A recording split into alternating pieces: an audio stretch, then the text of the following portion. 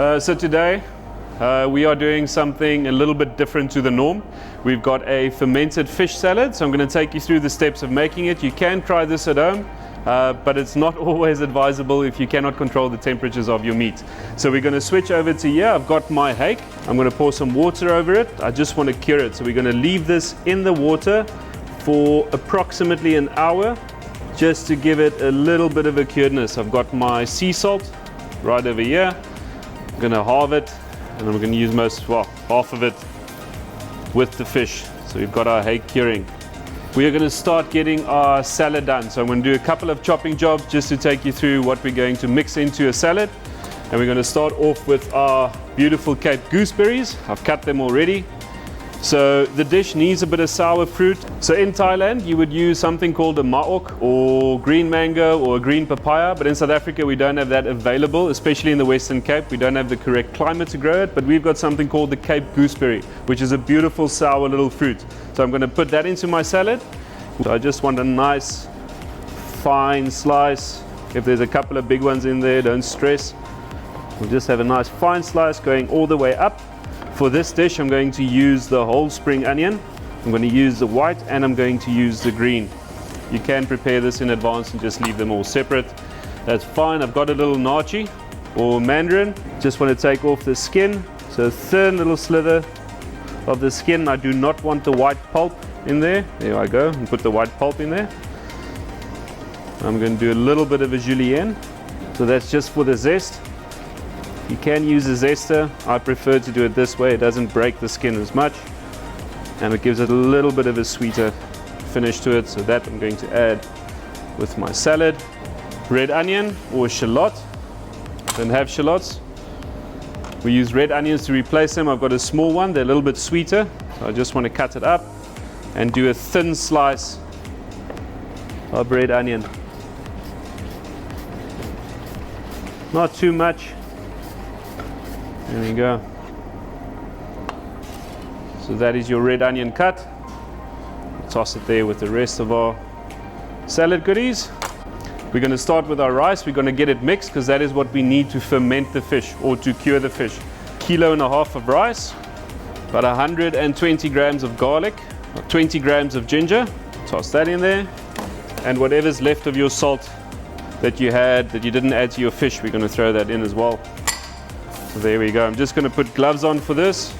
So we're going to mix the rice through. This is cooked rice. It's also been rinsed.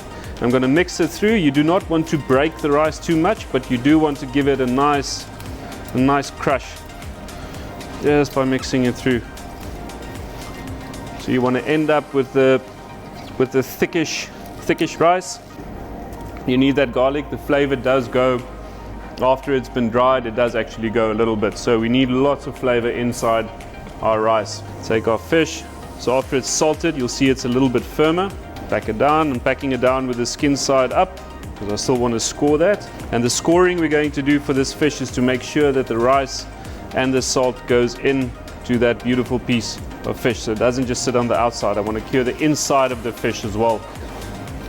We just want to pat our fish. I want to get all the excess moisture out, pat it down, and then I'm going to do a score on top, a nice incision into the skin, a little bit into the meat, not too much. Even slices, it makes it the curing process happens evenly. And I'm going to do all 4 of these.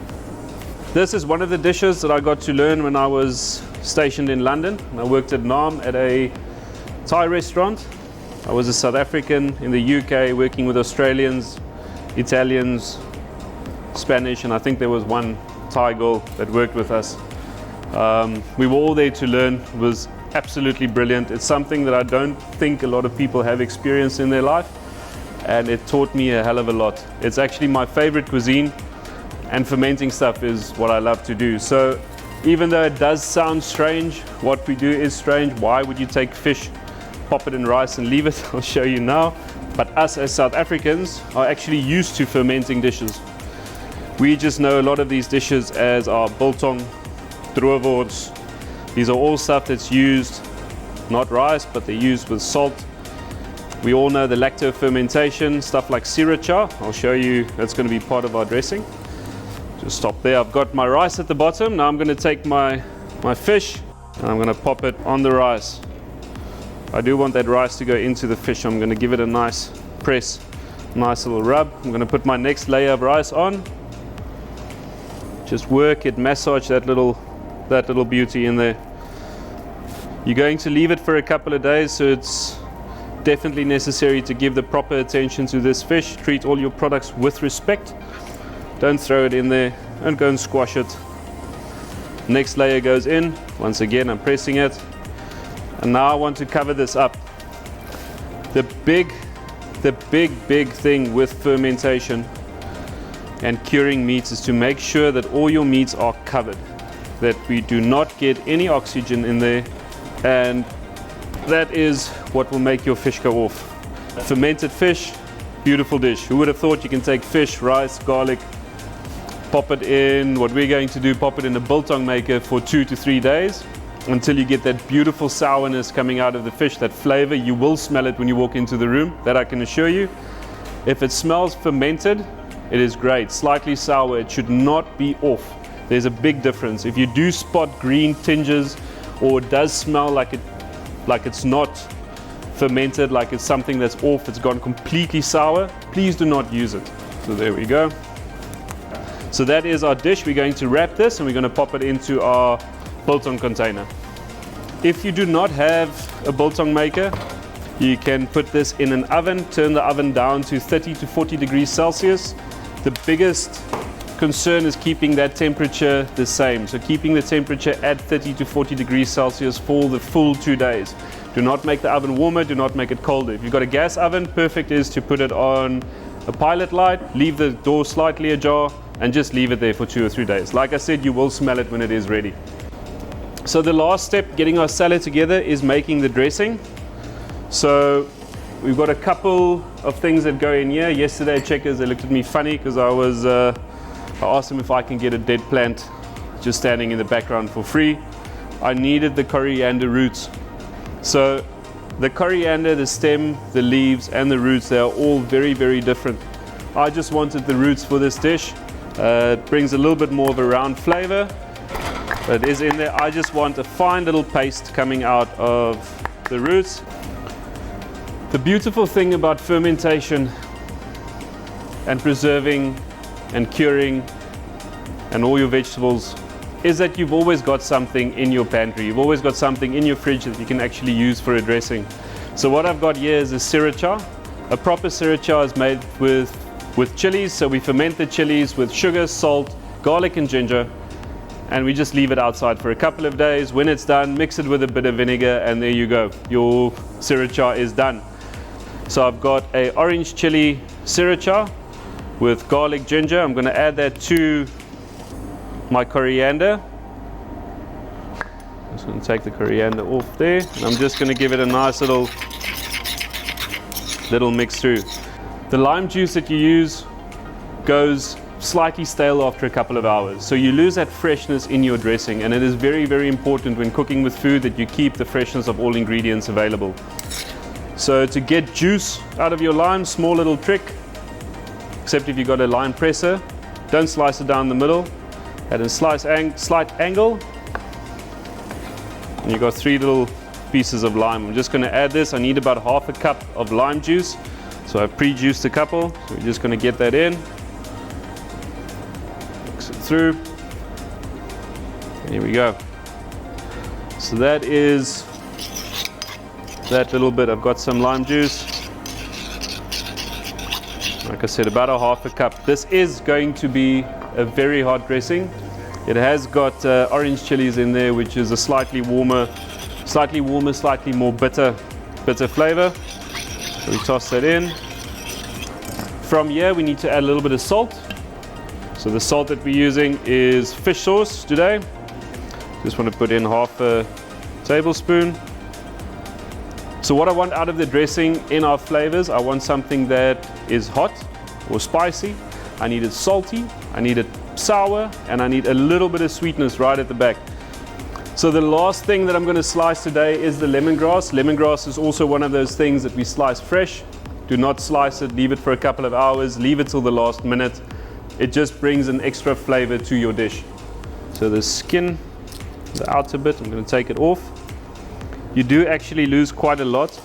I know it feels like you're throwing the whole lemongrass away, but I want that beautiful little soft inside bit.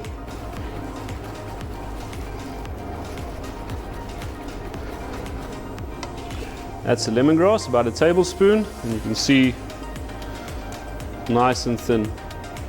Got my fish, plastic off, so this one has been fermenting for 3 days. You can get that sour smell. As soon as you open it, you get that fermentation, you get that big flavor coming from it. I'm going to pull the rice back, and there we go.